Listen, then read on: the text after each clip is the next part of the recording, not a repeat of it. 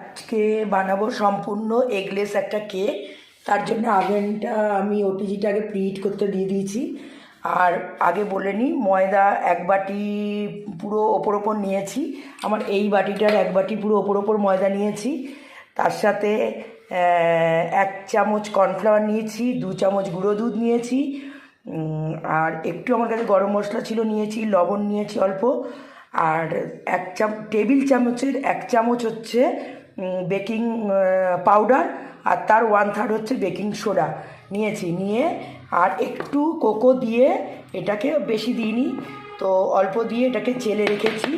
Dry ফ্রুটসগুলো যেটুকু আমার কাছে ছিল সেটাই দিয়েছি। আমার কাছে যেহেতু কমলালেবু কালকে ফুরিয়ে গেছে, নাহলে এইটা আমি তো এগলেস করছি, মানে সম্পূর্ণ নিরামিষ করছি। এই ফ্রুটসগুলোকে অনেকে অ্যালকোহলে ডুবিয়ে রাখে 3-4 ঘন্টা, না হলে কমলালেবুর জুসে ডুবিয়ে রাখে, কিন্তু আমার কাছে কোনোটাই নেই। আর আমি ইনস্ট্যান্ট বানাচ্ছি বলে আমি এমনি ড্রাই ফ্রুটসগুলো রেখেছি।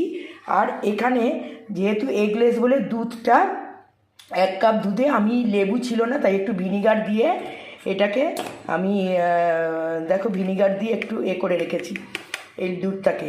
আর এদিকে চিনি 1 বাটির কম চিনি নিয়েছি, নিয়ে একটু হোয়াইট অয়েল দিয়ে চিনিটাকে মিক্সড করে রেখেছি। আর এখানে বাটার রেখেছি। এবার আমি এটাকে পুরো এই চিনিটার মধ্যে আমি এই ময়দাটা দিয়ে মিক্সড করব, সবগুলো দিয়ে মিক্সড করব।